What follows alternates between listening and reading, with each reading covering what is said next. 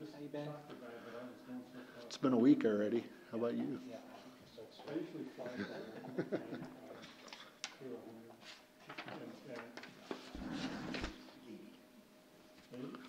middle. No, I was in the middle the last time. You couldn't see any of you guys because I was taking up the whole picture.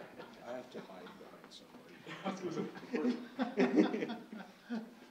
Or beside somebody, or So I'll be in the behind back. the chair. I'll be in the or back because I'm really something. tall. See how tall I am? You are. I'm really tall. Okay, scoot in a little bit, but Well, everybody else's eyes are closed and all the others. Let's do this one. everybody got their Mike's on? mics on. Mike's on, Mike's off. Well, for the audience, there's agendas out on the table. Outside the double doors. Consideration of minutes from the regular meeting of Planning and Zoning Commission, January 18th, 2018. Are there any additions or corrections to the minutes of that meeting? I would entertain a motion to approve the minutes of January 18th of the Planning and Zoning Commission meeting. Mr. Chairman, I move approval of the minutes of January 18th, 2018. Do I have a second? I'll second. Please cast your vote. Discussion. No, no. Uh-oh. Uh-oh, now we have a member of the public here. Not the general. With the exception of Commissioner Frank abstaining, all members vote aye and the motion passes. Made it, Bob. Now we feel better.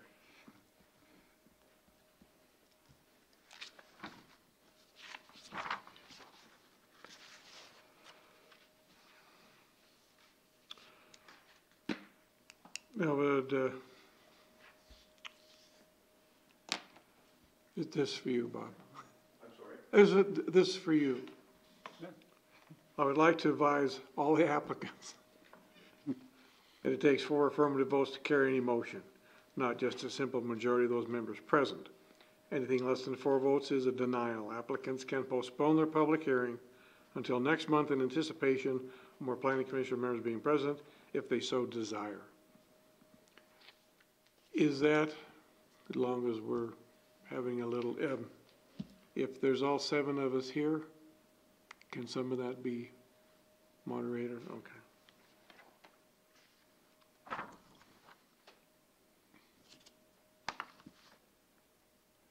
Ordinance amendment, amending section 1712-124, towers of the Casper Municipal Code, providing definitions, providing for permitted locations, providing for permits, providing for severability, providing for repealer, and providing for an effective date.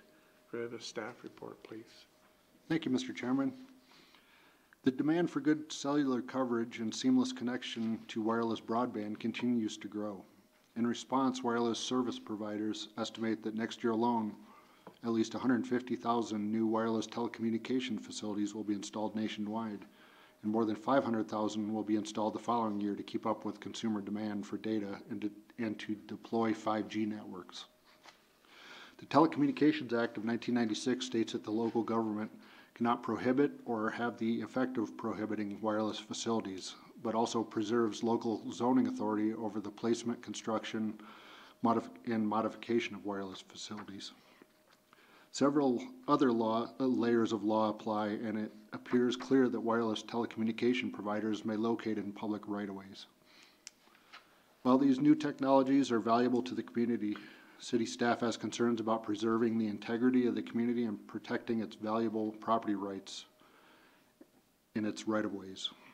Additionally, several factors make these new mini towers different from traditional cell towers, including first, location in city right-of-ways instead of leased or licensed public and private property. Second, the granting of utility status to distributed antenna systems. And 3, public safety concerns. And finally, the speed with which deployment is occurring. City Council previously approved a contract with River Oaks Communications to assist the city in updating its telecommunications ordinances and application packets and to allow for the new technology in accordance with federal law while concurrently balancing the public interest in the right-of-way.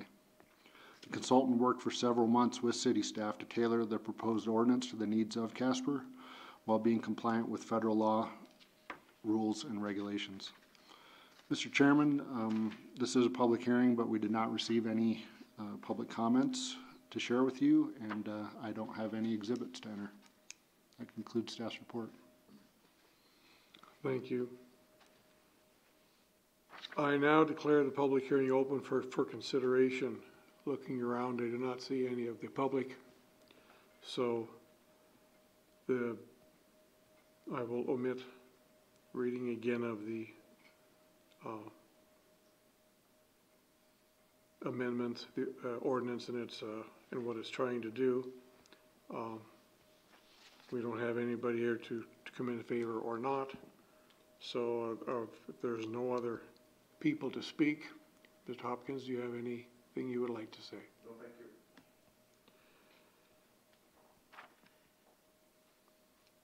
So there be no one else to speak for or against. I declare the public hearing closed. And we'll entertain a motion to approve the conditions, deny or table any amendments as proposed. Mr. Chairman, for purposes of discussion, I'll make the motion to approve the ordinance amending section 17-12-124 of the Casper Municipal Code. Mr. Chairman, I would second that motion. Discussion. I have a question on the tower regulation summary on page 12, and they talked about the different zones. What is zone FC?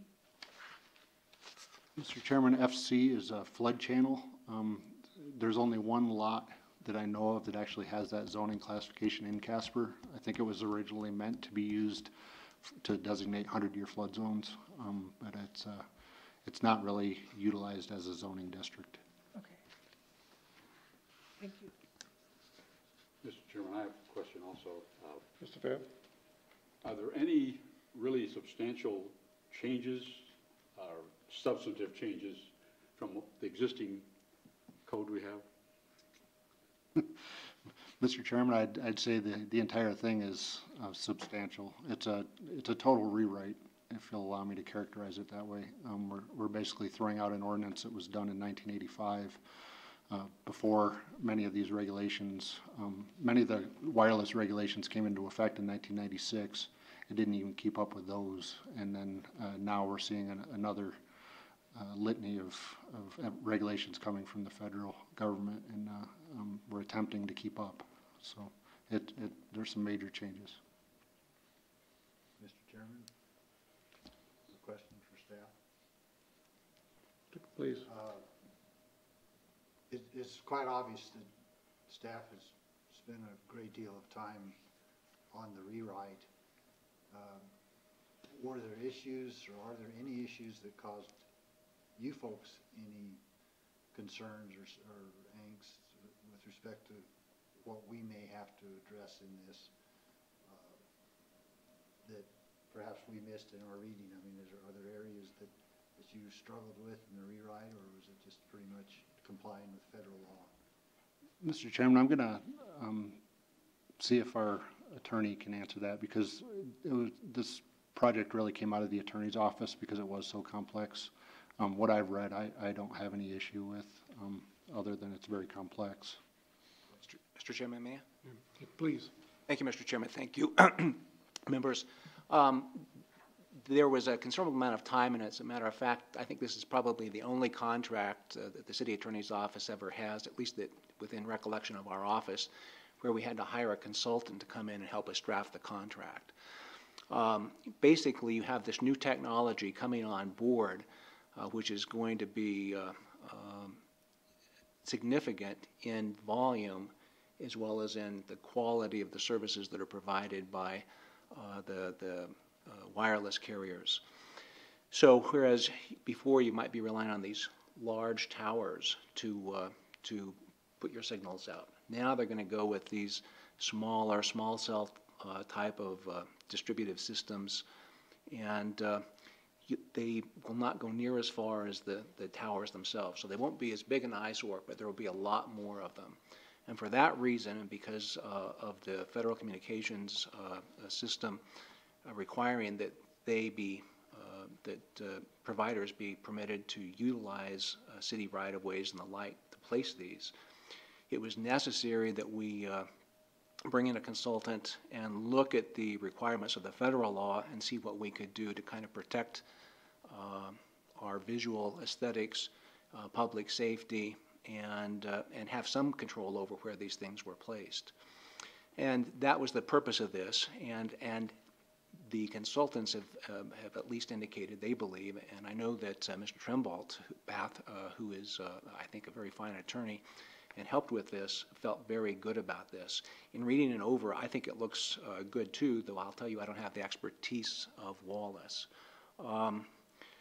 It looks like they were trying to do things so that things would have to be stealthed so that they would look better, and also that there's a secondary benefit to that, in that may assist in the determination of whether there's a substantial modification to a particular tower or a base of a tower. And what that means is that we'll have longer to review it. You'll see in here they have some very, very short time frames. With respect to an existing tower that does not have a substantial modification, basically we give them the application, they give the application back. Within 60 days, we have to approve or disapprove of that. And you have 30 days only to ask for any supplement. And you know how many applications you're going to get in that are going to have all of the requested information that you need. And so you have one chance to make that request. And so what we're hoping for here is, in addition to making it better for the community by having these things stealthed, that we could then add the stealth, which would make that a more substantial modification, which would give us a little bit more time to actually review the information.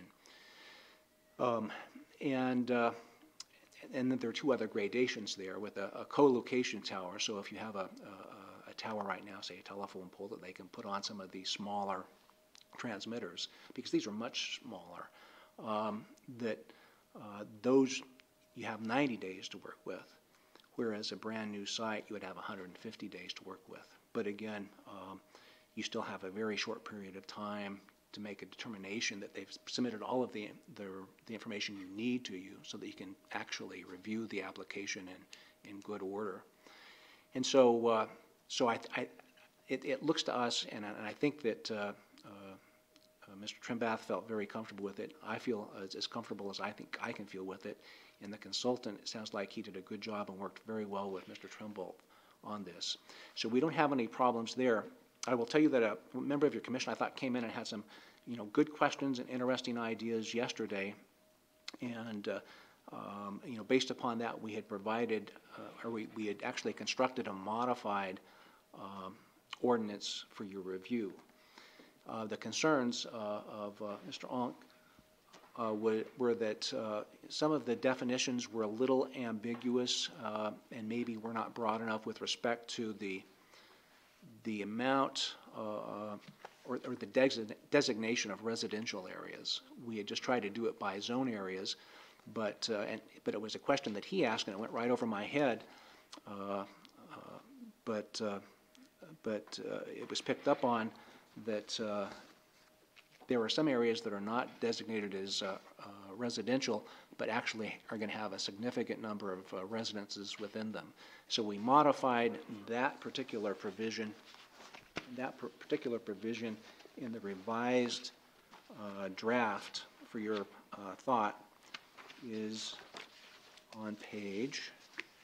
Maybe just a second till I can track that down. I have one. I have it marked, and I'm looking for my marked one. If I don't have my marked one, I could be in big trouble. But that is on page 3 of the revised. You'll see it's yellowed and red-lined. Mm-hmm.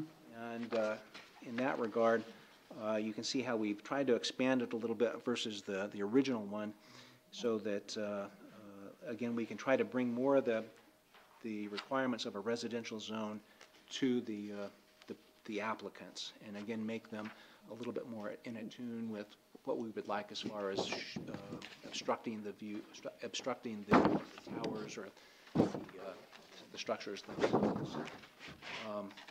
And continuing on then, back on page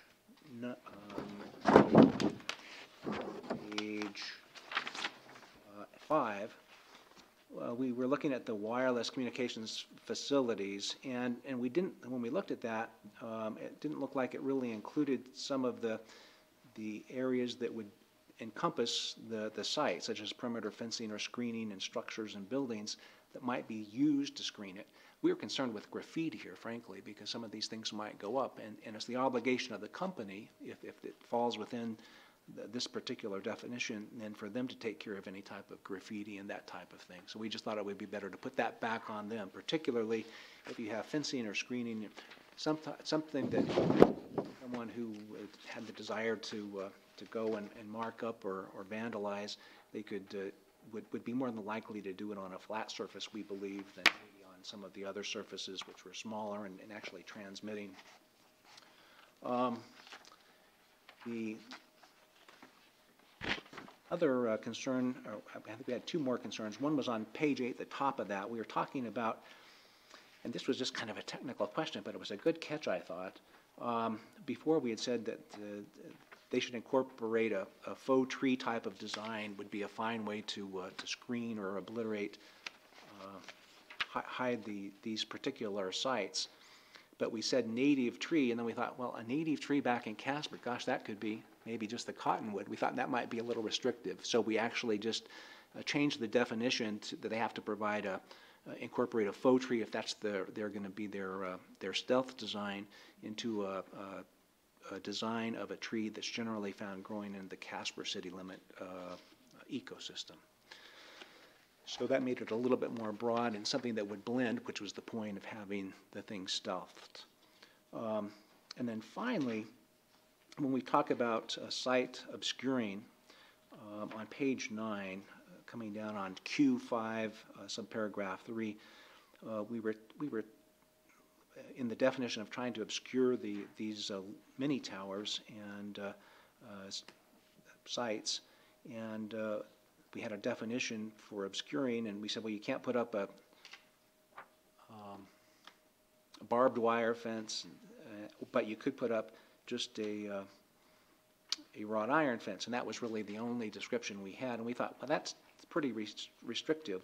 One, we were hoping that maybe some companies would prefer, and that the planning office would say, you know, this site, no, it deserves more. We need to have some type of a solid or slatted wood, or that faux wood that you don't have to maintain so much, and you should incorporate that with some masonry, but you can also incorporate some wrought iron fence to make it look better. So we don't want to make it to where it's too flimsy, such as actually a barbed wire fence or something like that, or even a chain link fence. But we would we know that they need to sometimes have some area to prevent vandalism so that things aren't totally covered, and also it's just supposed to be an obscuring fence, not a totally blocked off fence pursuant to federal law. So in that regard, we thought that this would be a better definition and would give the planning department a little bit more guidance, and also people that come in with their wireless plan, that they're going to have to step up a little bit and actually work with the Planning Commission to figure out how to protect some of these sites and obscure the sites where the facilities are located. And I think those were the ones that we had incorporated based upon Eric Aunt's comments, which we thought were really excellent comments, so we appreciated that. And that's all I have, Mr. Chairman. Thank you. Thank you.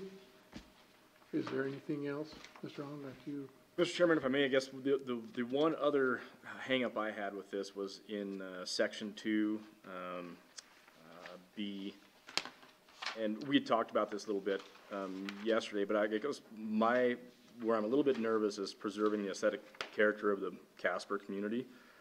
And And I don't see anything here where we're tying this to, maintaining it under, the guise of municipal code or municipal standards. That's one of the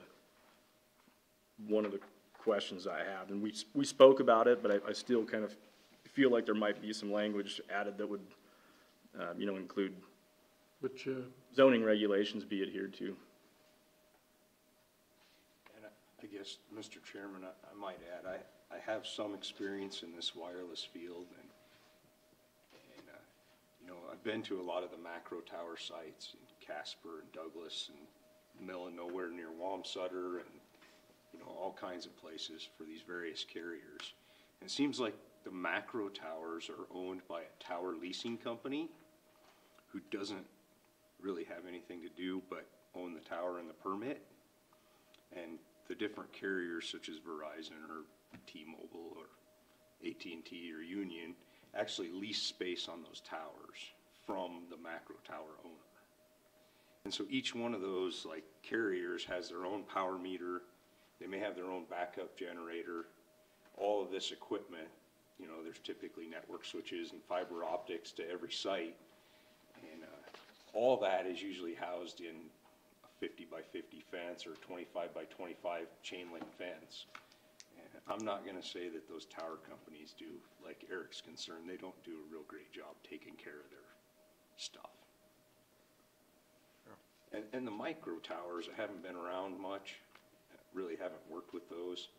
And the DAS systems, the distributed antenna systems, we're actually working on the engineering building at UW, and there's been discussions about installing a DAS system in that building. So those are more used in like sports venues, Mile High Stadium, something like that, or a large commercial office building where you need to get coverage to the inside of the building. They'll have an antenna on the roof that relays it down into an electrical room, and then it's distributed through the building. So I don't see, I spent some time going through it, and I didn't see anything that really concerned me other than we do need some teeth to, if we're gonna let them be in the public right away because we're required to, there needs to be some teeth with the maintenance and enforcement. Mr. Chairman, if I could ask Commissioner Ani, if you have any suggested language to the concern that you just raised that hasn't already been redlined in this proposed amendment. Well, I guess maybe the addition of, maybe staff can answer the question. I guess we didn't maybe get to this yesterday. Is there anything specific to municipal code in the ordinance? There is a reference in here, if I may. please. There is a reference in here that they do have to comply with the building code that I saw, and I'm not sure, and I know that the building code's been incorporated into the municipal code. In that regard, that is required. Beyond that, I can't say for sure, but I don't remember any other reference other than a reference to the building code. Craig, do you remember any other reference? No, and yesterday I struggled a little bit. I understand what Commissioner Ani's getting at with the, it'd be nice to have some specific requirements, especially having to do with aesthetic. It's very difficult to craft kind of a catch-all ordinance to handle aesthetics, and it becomes somewhat subjective. I would say that there is an additional layer that we're not going to see to this, is when they, especially the ones that go in the right-of-way, they're probably going to be required to do a franchise agreement with the city. And as part of that franchise agreement, I think we're going to have to be real restrictive on what exactly they can do, where they can do it, how it's going to look, how it's going to be maintained, that kind of thing. So, but that's not really a zoning requirement. That's more of a managing the right-of-way issue, and that'll have to come into play when they finally show up at our door and ask us to go in the right-of-way. That's when we're going to have to broach that franchise agreement that every other utility in town has to adhere to when they want to locate a utility in our right-of-way. Is that, Craig, is that something similar to other municipal areas that have said, okay, if you're gonna do this, you're gonna have to have. I know it's typical in Wyoming, but I'm not sure outside Wyoming, what happens with those. If I may, I would just say that the federal government's become more restrictive on that so that these companies that come in and place these towers don't have to have one standard for Casper, one standard for Boulder, one standard for Rock Springs. And so I think we are going to be limited in that regard. So again, I think that the consultant and Mr. Trimbath pushed it pretty hard in here as is, and I can't say, you know, how much farther it can go as I sit here and visit with you right now. Thank you. You know, Mr. Chairman, a good example of a recent macro tower is at Kelly Walsh on that north end of the north or west end. That's actually a Verizon tower that's in combination with the sports field lighting. You know, the fence that's around it is a chain link fence. All their equipment's housed in a precast building that they haul in and set with a crane. And the other tower that holds the sports lights on the other corner of the visitor side there is owned by the school district in the hopes that they may lease that space at some point, I believe. But, you know, those are examples. There's one on CY Avenue as you're headed west out of town, probably right before Robertson Road, that's disguised as a tree, and it's got the vinyl fence around it. You know, that's kind of what we're dealing with. And the one that's across from Sage, up on the hill there, in the middle of the pine tree.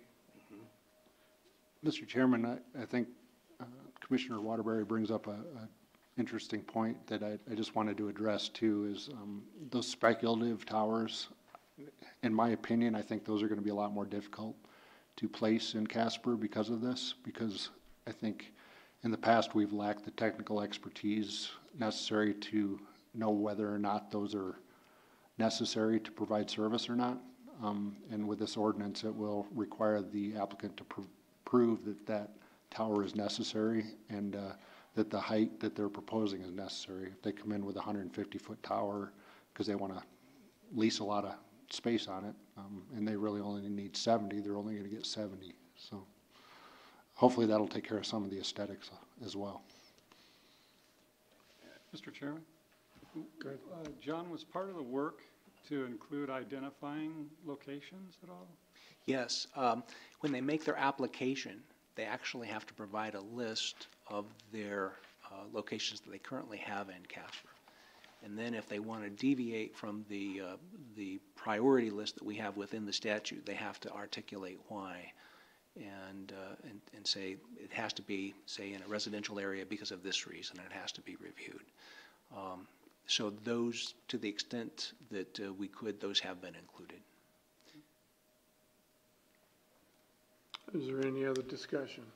Mr. Chairman, I would Ms. move to Kim? amend the original motion to be that we approve the proposal as amended in our handout with the changes that are represented in the handout. Discussion, do I have a second? Mr. Chairman, I would second that motion. And discussion. Mr. Chairman, the one thing bothering me, if they just pick up like, say, coniferous trees, the evergreens, they don't fit everywhere. They don't fit in some neighborhoods, and to me, if they can say, maybe we get more specific about saying fitting in the surrounding area, like 6 blocks or something. That way the trees will fit in instead of, because I think it's on the way to Paradise Valley. All the trees are brown except there's one green tree sticking out right now, and it just doesn't look cool. The idea was to blend in, not stick out, and that includes all seasons. And that's my point. So if you blend in, if there's other evergreens around there, fine and dandy, it'd look great. Then it'd fit in, but right now it doesn't, and it looks bad. It's noticeable. It looks like a mistake. in, I don't know, a good area, 3 blocks, or what's our normal? 300 feet. 300 feet, maybe it's that. Or maybe you double it because maybe it's got some open fields around that we can't borrow from. I don't know. Mr. Chairman, I would just note also that it doesn't always have to be a tree. It can be, you know, they use silos and Yeah, whatever. steeples and all sorts of different things to help it fit in the neighborhood. Well, that's inclusive then. I mean, as long as it fits in, blends in is the idea. So blend it. Don't let it stick out and draw your eye to it, is my only deal. That's kind of what I noticed with that, but. Would you have a suggestion, Commissioner Hein, as to wording? Yeah, As possibly. in generally found growing in the immediate vicinity? And say within a 600-foot or 300-foot radius? Well, that- You probably need that articulated. I think what we're talking about then, you would need a motion respect to J of number 7? 7J. Yes, sir. That's exactly right. Mr. Chairman, you know, I might add that I think there's definitely a balance between restrictions and I mean, this is a lot of rules. And if we want these carriers to be able to do things and provide us quality service, there's a little bit of give and take in there. And I mean, I think the attorney and the consultants have done a pretty good job of narrowing it down. And, you know, if we're reviewing these on a case-by-case basis and there's these franchise agreements in place, I don't know that you need to even amend it. I think that's a good point. Well, I disagree. I just, when it draws your eye, the intent was to blend in, not draw your eye. And all it had to do, and they've got their choice of trees, and I'm sure there's not much cost difference between that. So it always comes down to money. And if they got I don't know if they've got a spruce or a green, oh, come on, I'm drawing a blank. Whether it's an aspen or whatever, Yeah. say. You know, and I mean, I don't want to speak for the tower folks and carriers, but I think you're going to see more of the distributed antenna systems and use of church steeples, and I don't know how much of that we already deal with. But I know in Jackson, one of the churches there has leased space to carriers on their church steeple because it's right near downtown. Well, I think what we have here, if I may, is an amended version that was brought up, that's what we're discussing. I think we should have, I don't think we're going to change this because it was been looked at for a while. I would like to have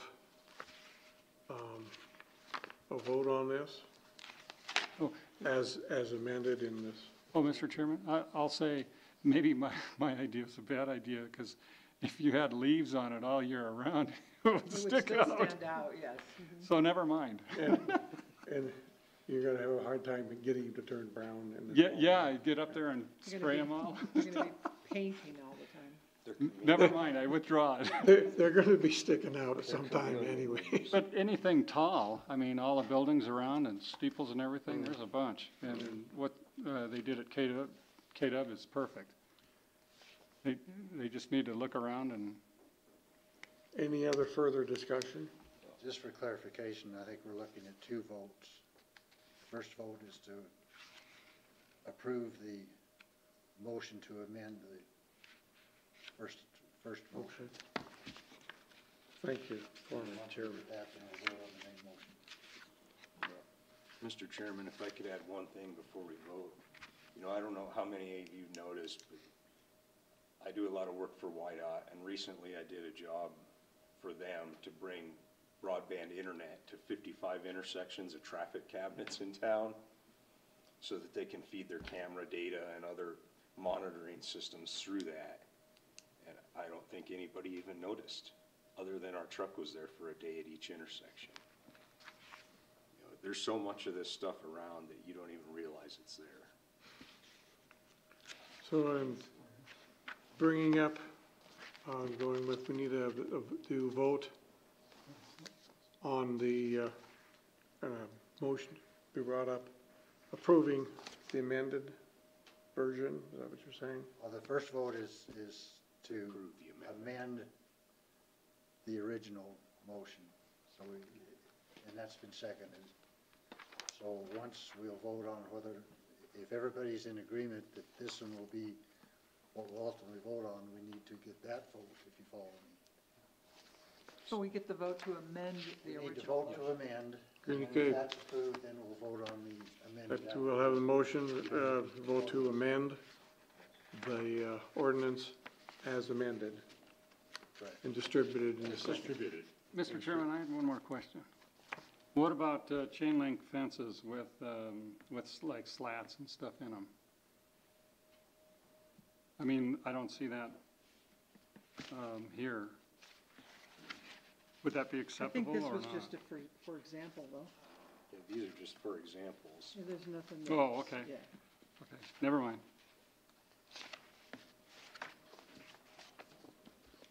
So, a motion has been approved and seconded to Amend the. amend the ordinance as passed out. Amend the motion. Amend the motion.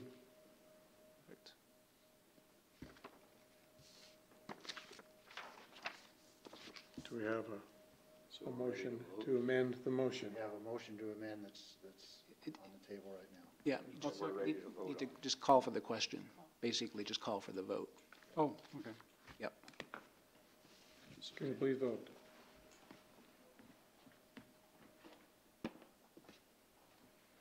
With all members voting aye, the motion passes. Now we need to vote on the Vote on motion the, as amended. on the amended ordinance. We have a motion to approve or to the amended ordinance as discussed. Well, that motion is already out On the and table. seconded. So So now we if just there's need no to more vote on it. discussion, then we'd be ready to vote on that one also. Whew. Kind of glad there's nobody here.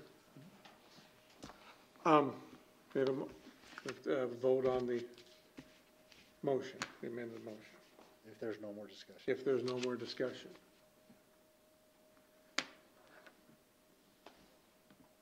Do so.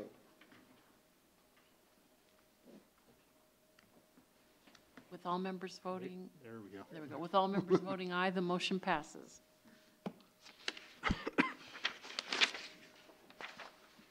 Mr. Chairman, I just wanted to, going back to Commissioner Hines' question about the slats. As I review something like this, it'll depend a lot on the context. If it's an industrial park and it's not going to be seen, then that may be appropriate. Blend in, yeah. If it's in a residential residential neighborhood, we're probably going to ask for better. So it all goes back to context.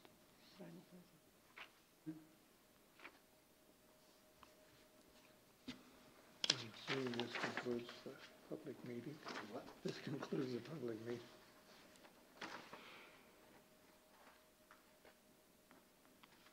This concludes the public hearing for this evening. Is there anyone in the audience wish to discuss anything further? Please come forward at this time. Any communications from the commission? The Community Development Director is absent. From the council liaison, Mr. Hopkins, Mr. Hopkins?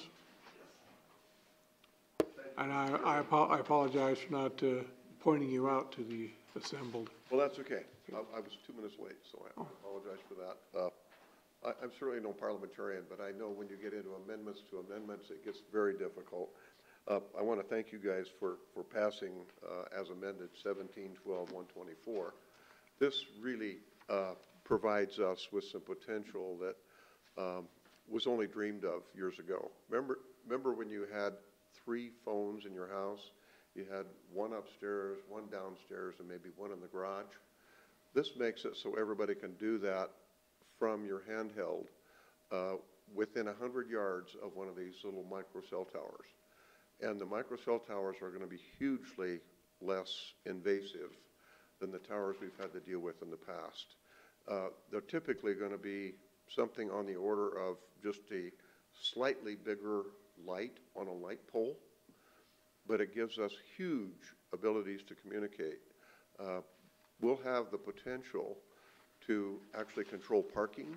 We'll have the potential for observation. Not that we're paying for this up front, but we have just a huge amount of potential to have these small cell phone arrangements.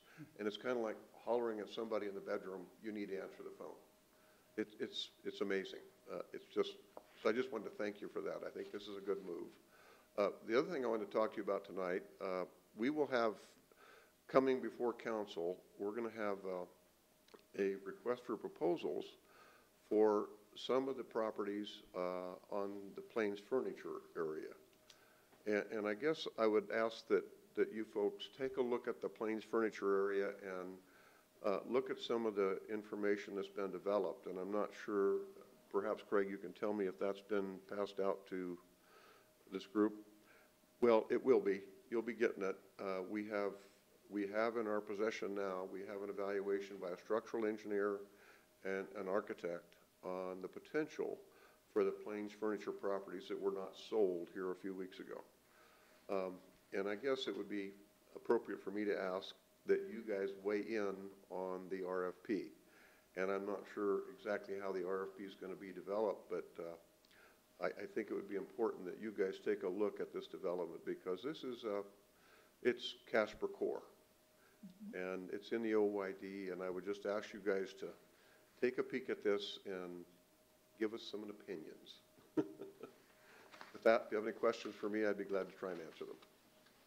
Yeah, and Commission have any questions for Mr. Hopkins? I do have one question, Mr. Chairman.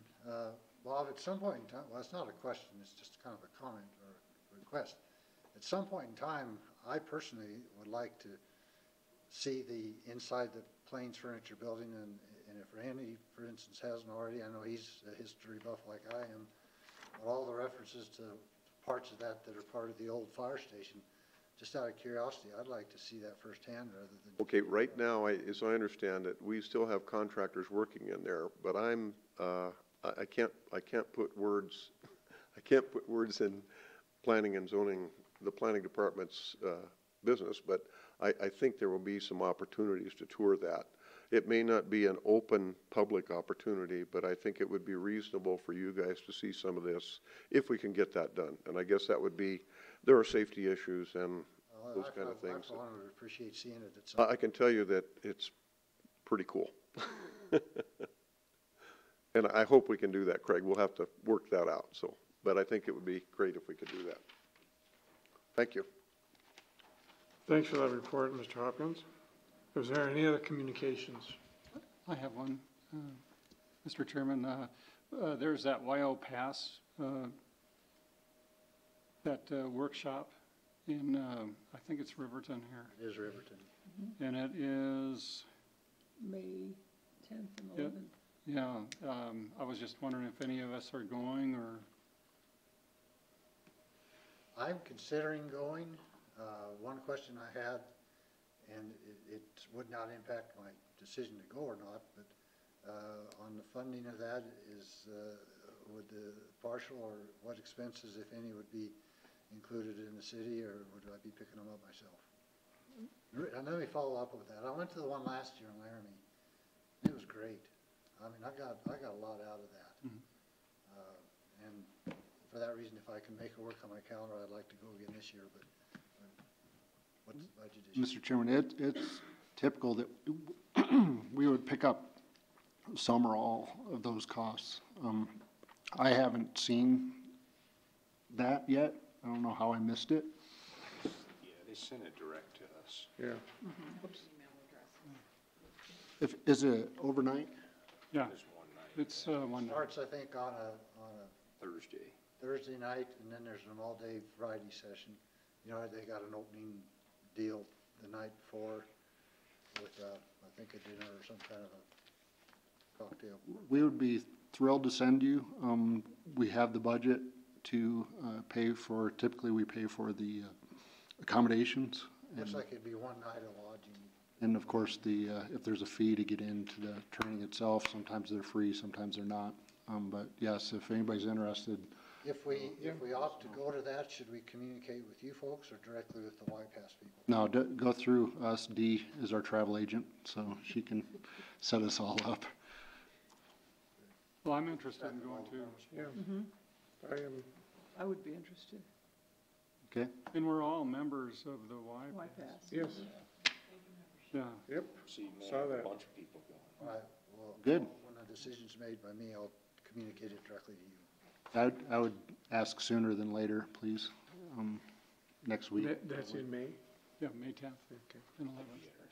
What are the dates on that again? Well, is it May 10th and 11th? May 10th and 11th. It's a Thursday and a Friday. Evening of the 10th, there's nothing during the day of the 10th. What, I think it starts at 3. Thursday, May 10th.